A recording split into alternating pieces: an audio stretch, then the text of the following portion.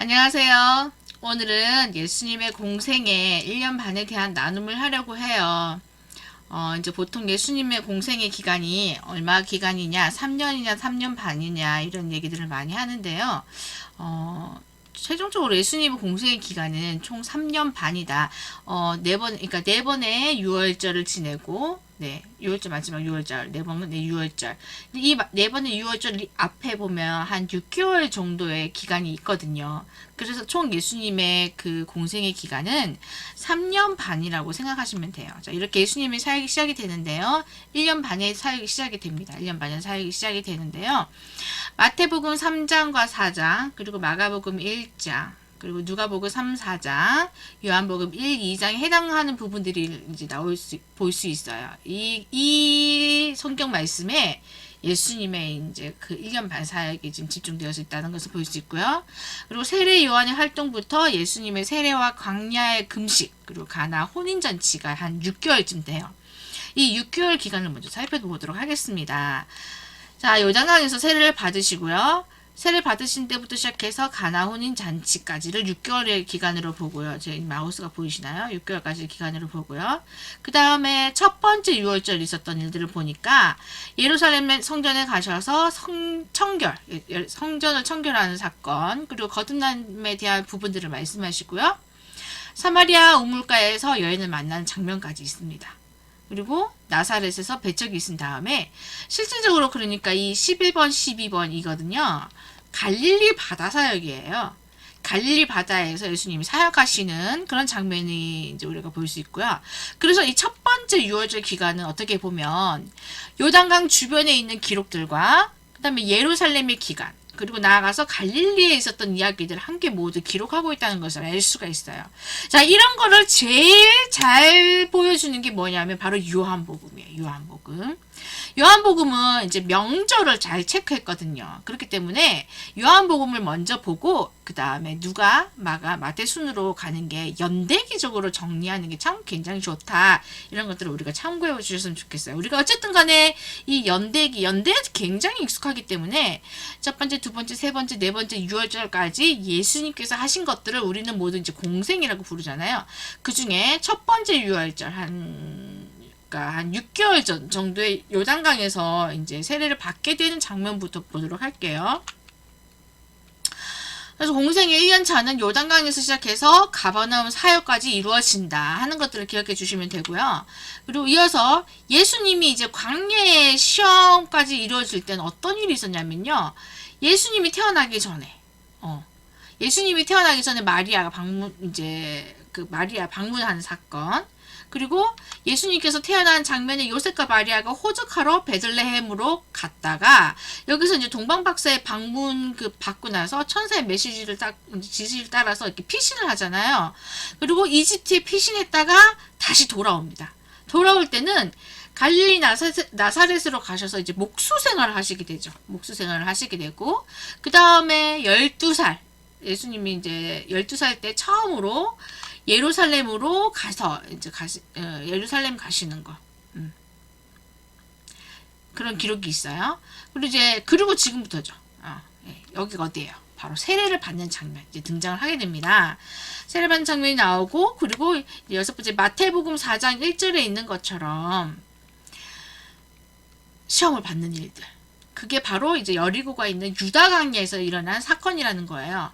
우리가 오늘 볼 것은 이 5번, 6번에 해당되는 부분들을 보게 될 거예요. 광야 시험, 그리고 이제 가나에서 있었던 가나 결혼 혼인잔치에서 있었던 포도주 사건을 우리가 볼게요. 이 부분들을 이제 보기 전에 그러면 구약 성경에는 없었잖아요. 이 세례라는 게. 구약 성경에는 없었던 이 세례가 왜 시작이 되었는가를 살펴보면요.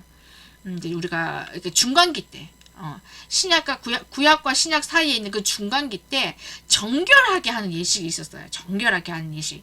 이 예식을 이제 너무너무 중요하게 생각하다 보니까 이게 어떤 하나의 영적인 시스템에 대한 게 이제 세례가 되었구나 하는 것을 우리가 알 수 있고요. 그래서 예수님이 오셨을 때는 이미 이 세례라고 하는 것들이 보편화되어 있었던 거예요. 정결 예식 중에 하나였다 하는 것을 우리가 알 수 있습니다. 자, 세례 요한은요, 요단강을 건너서 세례 요한이요. 요단강을 건너서 이제 지금 여리고가 서쪽이라면 여기 여리고 있죠. 여리고가 서쪽이라면은 이 요단강 건너는 동쪽에 있는 데가 동쪽에 베단이라는 곳이 있잖아요. 베단이라는 곳에서 세례 요한이 사역을 했어요. 그래서 마가복음 1장 4절에 보면 세례 요한이 광야에 이르러 죄 사함을 받게 하는 회개의 세례를 전파하니 온 유대와 예루살렘이 다 나아가 자기 죄를 자복하고 요단강에서 그에게 세례를 받더라. 그다음에 9절에 보니까 예수님은 갈릴리 나사렛에서 와서 또 요단강에 왔더라. 그러니까 예수님도 이제 와서 세례를 받으신 거예요. 여기 오셔서. 북쪽 갈릴리, 당시에 보면 북쪽 갈릴리에서도 오고, 이쪽 서쪽에서 있는 예루살렘에서도 이렇게 오고, 그러니까 사방팔방에서 다 세례 요한에게 와가지고 회개의 세례를 받는 그런 장면들이 이제 벌어지게 된다는 걸 우리가 볼 수 있습니다. 요한복음 1장 28절을 보면요. 요단강 건너편 베다니에서 일어난 일이다 라고 기록을 하고 있어요. 이 베다니라는 뜻이요. 가난한 자의 집. 빈민촌이라는 뜻이에요. 빈민촌. 그러니까 세례 요한이 가장 낮은 곳, 지구상에서 가장 낮은 곳, 이쪽에서 이제 했다는 거죠. 그러니까 이 지구상에서 가장 낮은 땅이 베다니예요. 베다니가 그 사해 바로 옆에 있거든요. 그러니까 지구상에서 가장 낮은 곳에서 세례 요한이 무엇을 했느냐? 회개의 세례를 베풀었어요. 그리고 또 하나 중요한 거, 제자를 양성했어요. 그 제자 중에 한 사람이 바로 안드레예요. 안드레. 나중에 예수님이 제자가 되잖아요. 그리고 이 안드레가 누굴 데리고 옵니까? 베드로를 예수님께 데리고 온단 말이죠. 그러니까 뭐 다시 말하면 베드로도 그 근처에 있었던 걸 알 수 있겠죠. 그러니까 핵심 제자들의 이렇게 양성하는 일들을 세례 요한이 한 거예요. 그리고 또 한 게 중요한 게요. 여기를 반드시 지나야 되는 사람들이 있었어요. 누구냐면은 갈릴리 사람들이에요. 갈릴리 사람들은 이제 북쪽에서 내려와가지고 요단강을 건너서 여리고를 거쳐서 예루살렘으로 올라가는 이 순례길을 가야 했거든요. 1년에 3번 정도. 그러니까 왔다 갔다 하면 총 6번이잖아요. 6번. 그러니까 이것을 반드시 해야 됐기 때문에 이 갈릴리 사람들이 어떻게 보면 세례 요한을 가장 제일 많이 만났다. 이렇게 볼 수 있는 거죠. 그러니까 뭐 세례 요한에게 가장 많은 이제 회개의 세례를 받았겠죠. 그러니까 보니까 뭐 갈릴리 사람들의 마음이 어떻게 했어요? 마음밭이 열려야 말씀이 들어가잖아요. 그죠? 그러니까 어떻게 보면 이 갈릴리 사람들이 마음의 준비가 많이 되었다. 이런 걸 알 수가 있고요. 그리고 그때 이제 예수님께서 갈릴리로부터 오셔가지고 요단강에서 세례를 주는 참 의미 있는 그런 사건이 된 거죠. 예수님께서 세례 요한이 예수님께서 갈릴리로부터 이제 요단강에 와가지고 요한에게 세례를 받으시는데 이 요한에게 세례를 받으신 이 장소가 어디냐? 과거 옛날에 언약궤를 메고 이스라엘 백성들이 넘어왔던 바로 장소 거기라는 거예요. 바로 그 장소에서 예수님께서 세례를 받고 있다는 게 참 의미가 있죠. 그리고 또 세례 요한이 여기가 바로 엘리야가 하늘로 승천했던 바로 그 장소라는 거예요. 엘리야가 승천했던 바로 그 장소에서 세례를 주는 거. 이제 엘리야가 보면 말라기서에 보면 엘리야가 다시 오겠다 했는데 그 엘리야가 누구예요? 세례 요한이잖아요. 이 참 의미 있는 사건이죠. 그리고 예수님께서 따로 시험을 받으시기 위해서 유다 광야로 들어가시잖아요. 광야에 들어가서 이제 여리고가 여기 있어요. 이쪽에. 여리고 이쪽에 있고요. 이쪽 넘어서 이제 시험산이라는 곳이 있어요. 시험산이라는 곳이 있는데 이 유다 광야에 가서 시험을 받으십니다. 성령이 예수를 광야로 이렇게 몰아내셔가지고 그래서 광야에 계시면서 들짐승들과 같이 함께 계시면서 천사들이 수종을 들었다 이렇게 성경이 기록하고 있잖아요. 우리가 요한복음을 통해서도 이제 명절을 안다고 이렇게 보면 이제 누가복음을 통해서는 순서를 알아요. 다시요. 자, 우리가 요한복음을 통해서는 우리가 명절을 알아요. 명절을 알게 된다면 이제 누가복음을 통해서는 이제 차례대로 순서를 알아요. 차례대로 쓰는 게 좋다고 해서 차례대로 기록했다라고 누가가 얘기를 하고 있어요. 그러니까 이제 예수님의 시험이 총 몇 개예요? 3개가 있잖아요. 이 예수님의 이 총 3개의 시험이 마태복음하고 누가복음하고 순서가 좀 다르게 나오거든요. 첫 번째는 똑같아요. 첫 번째 똑같은데 두 번째하고 세 번째 이게 순서가 좀 바뀌어요. 근데 이제 누가복음에서 먼저 기록하는 것들을 이제 누가가 차례대로 썼다라고 밝히고 있기 때문에 우리는 이제 누가복음을 보면서 이렇게 예수님의 이렇게 순서가 되는구나. 이제 이거를 이렇게 우리가 생각하겠다는 거예요. 누가복음을 보면 40일 동안 성령이 이끌어서 금식을 하셔요. 그죠? 마귀에게 이제 시험을 받으시는데 이날 이제 앉아 금식을 했잖아요. 그러니까 얼마나 배가 고프겠어요. 사람인데 예수님도 사람의 몸을 입고 오셨는데 근데 이때 마귀가 뭐라고 얘기냐? 네가 만약에 하나님의 아들이라면 아니 진짜 웃긴 게 예수님은 이미 누구예요?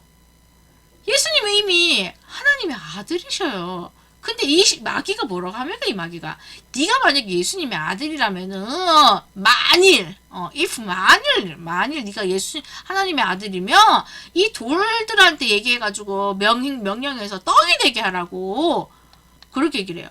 이 광야 지금 그림이 나와 있는데요. 이 광야를 잘 보면요. 이 광야에 돌들이 이렇게 있잖아요. 돌들이. 저는 진짜 가지 못했지만 우리 교수님께서 말씀해 주시더라고요.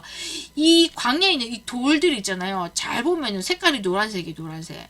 그러니까 이제 40일 전 3일만 금식기를 해도 완전 너무 어지럽고 뭐 쓰러지겠던데 사람의 몸을 입으신 육신을 가지신 예수님께서 40일간 이제 금식을 하셨어요. 보통 사람이 40일간 금식을 한 상태에서 이 노란색 꼭 빵과 똑같이 생겨지 빵 색깔이랑 똑같은 이 돌들을 보면은 이게 돌인지 빵인지 구분을 잘 못한다는 거죠. 사람이 이렇게 그런 이렇게 약간 이게 혼미한 상태에 있을 때 착각하기가 쉽단 말이죠. 그러니까 그 예수님의 능력이라면 이 돌한테 딱 명령해가지고 빵 만드는 거 그거 아무 일도 아닐 거예요. 그런데 예수님이 뭐라고 하셨어요? 사람이 떡으로만 살 것이 아니라 하나님의 말씀으로 산다고 하신 거예요. 이 건너편이 어디냐면 신명기를 썼던 장소예요. 신명기를. 그러니까 느보산을 이렇게 바라보시면서 예수님께서 신명기 8장에서 그 사람이 떡으로만 사는 것이 아니라 하나님의 말씀으로 산다 했던 그 모세가 말하는 걸 니 모르냐? 이렇게 지리적인 장소로도 보시면서 또 그곳에서 말씀으로 이렇게 마귀를 딱 이겨버리시는 거예요. 그런데 우리가 꼭 짚고 넘어가야 될 게 하나 있어요. 돌을 빵으로 만드는 것 자체는 죄가 아니에요. 그죠?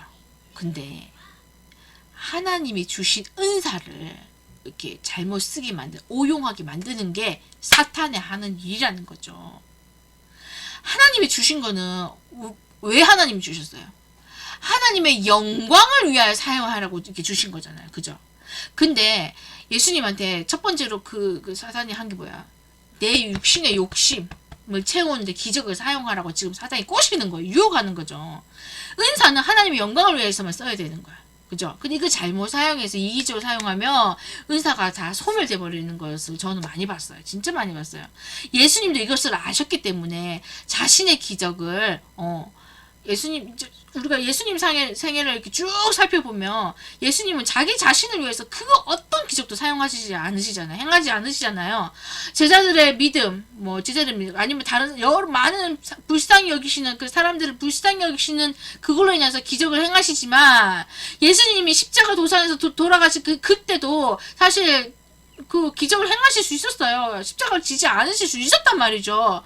근데 예수님은 자기 자신을 위해서는 기적을 행하지 않으시는 거죠. 자, 두 번째 뭡니까? 두 번째는 이제 마태복음하고 누가복음하고 이렇게 순서가 다르다고 제가 말씀을 드렸어요. 누가복음에 이제 먼저 순식간에 이제 천하만국을 쫙 보여주는 거예요.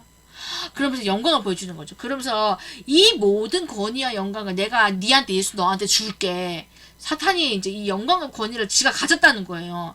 사실 이 말을 보면 이게 틀린 말이기도 하고 맞는 말이기도 해요. 왜냐하면 세상 권세 잡은 자, 세상 공중 권세 잡은 자가 사탄이니까 맞는가 싶기도 한데 사실은 그 뒤 이면은 뭐예요?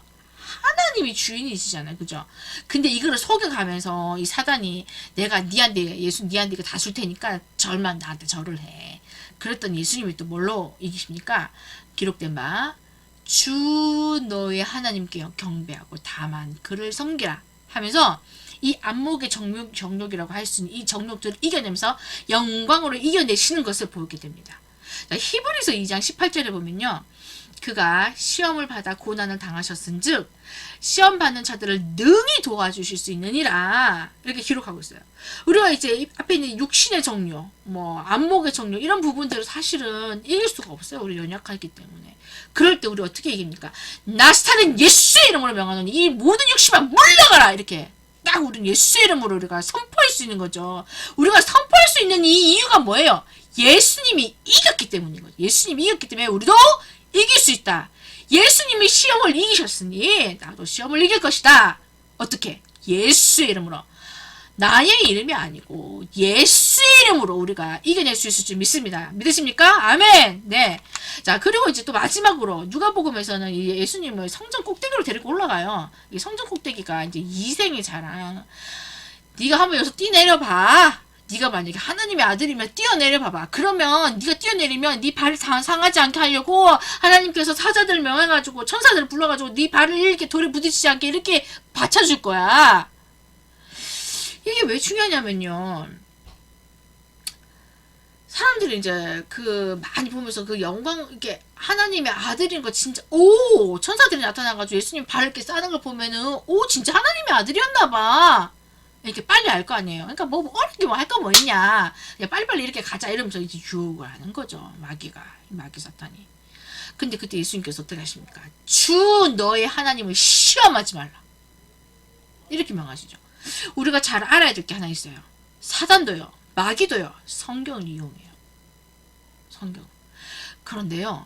성경을 말 그대로 이용을 해요. 이용을 하는데 잘못 이용해요. 이단하고 똑같아요. 이단들도요.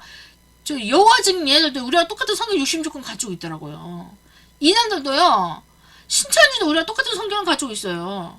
근데 2단 수준으로 잘못 이용하면요. 이게 큰일 나는 거죠, 이게. 예수님은 이때 바른 말씀으로 대답을 해서 이기시는 것을 볼 수 있습니다. 할렐루야. 예.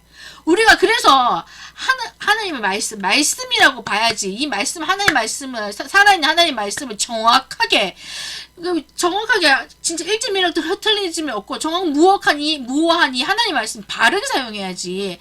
자기를 합리화시키고 자기를 이용하려고 이 성경 말씀 사용하면 안 된다는 거예요. 이게 하나님의 뜻인가? 문맥에 맞게, 사회에 맞게 적용을 해야 되는 거야. 이런 거 우리가 알 수 있어요.